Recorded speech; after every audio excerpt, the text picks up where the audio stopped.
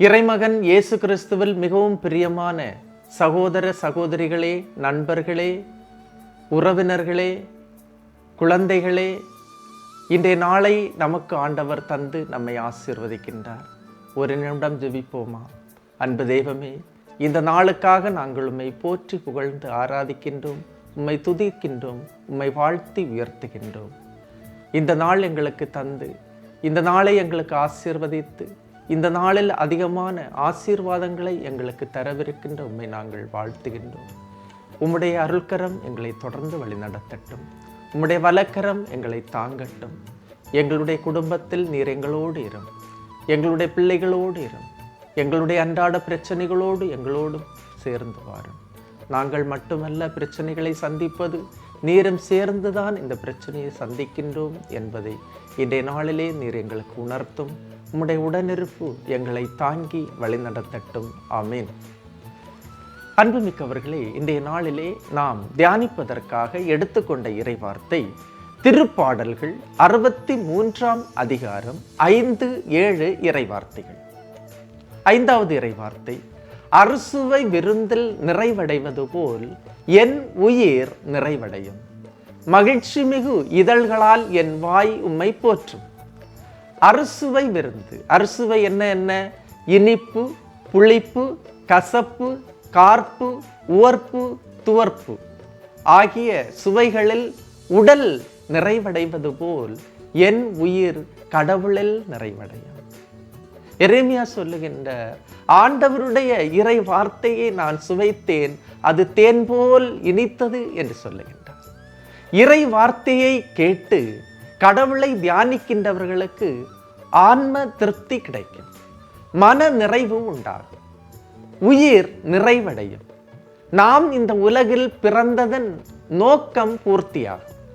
கடவுளை நினைக்கின்றவர்களின் இதயம் அக்களிப்பால் துள்ளும், உள்ளத்தின் நிறைவு வாய்ப்பேசும்.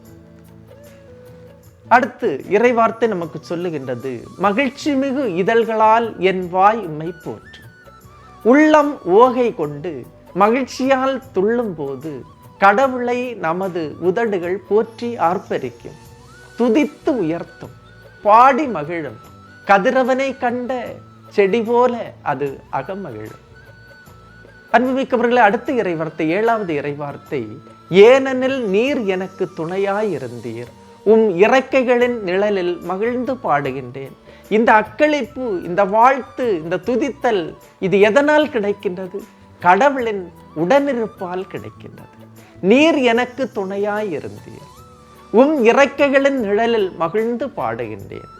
நற்செய்தி பணி செய்யும் சகோதரரிடத்தில் கடவுள் துணையாக இருக்கின்றார். இறை வார்த்தையை தியானிக்கும் மக்களுக்கு துணையாக இருந்து வருகின்றார். இறை வார்த்தையை பகிர்ந்து கொடுக்கின்றவர்களுக்கு அனைத்திலும் துணை நிற்கின்றார். அவர்கள் கடவுளின் இறக்கைகளின் கீழ் மகிழ்ந்து பாடுகின்றனர். இவர்களின் குடும்பமும் கடவுளின் சிறகின் கீழ் மகிழ்ந்து பாடும். இறை வார்த்தையை தியானிக்க உன்னையும் உனது குடும்பத்தையும் கடவுளின் வலக்கரம் தாங்கி பிடிக்கும். அன்புமிக்க சகோதரமே, இறுக பிடிக்கும். நீ எந்த நிலையில் இருந்தாலும், எந்த சூழலில் இருந்தாலும் வீழ்ந்து போக மாட்டாய், நீ அழிந்து போக மாட்டாய். கடவுளின் வல்லமையுள்ள கரத்தின் கீழ் உங்களை தாழ்த்துங்கள், ஏற்ற காலத்தில் அவர் உங்களை உயர்த்துவார் என்று இறைவார்த்தை சொல்லுகின்றது. கடவுளின் வல்லமையுள்ள கரத்தில் இருப்பவர்களுக்கு கடவுளின் உடனிருப்பு எப்போதும் உண்டு. இது கடவுளின் வார்த்தையை தியானிப்பவர்களுக்கு கடவுள் தருகின்ற மகத்துவம், கடவுள் தருகின்ற விலை, கடவுள் தருகின்ற மேன்மை. எனவே அறுசுவை விருந்தில் உடல் மகிழ்வது போல, நிறைவடைவது போல, மகிழ்ச்சி மிகு இதழ்களால் நாம் கடவுளை வாழ்த்தி உயர்த்தும் போது கடவுள் நம்மோடு இருக்கின்றார். கடவுளுடைய சிறகண்டையில் நாம் இருக்கின்றோம். இன்றைய நாளை ஆண்டவருடைய பாதத்திலே ஒப்பு கொடுப்போமா? இன்றைய இறைவார்த்தையின் அபிஷேகம், ஆற்றல் என்று நமக்கு கிடைக்கட்டும். தியானியுங்கள். இந்த இறைவார்த்தை மீண்டும் மீண்டும் உங்களுடைய இதயத்திலே போட்டு அசைத்து பாருங்கள், அதை தியானித்து பாருங்கள். அதிலிருந்து உங்களுக்கு தூய ஆவியின் ஆற்றல் கிடைக்கும். உங்களை அந்த இறைவார்த்தையின் ஆற்றல், தூய ஆவியின் சக்தி உங்களை நிரப்பும்.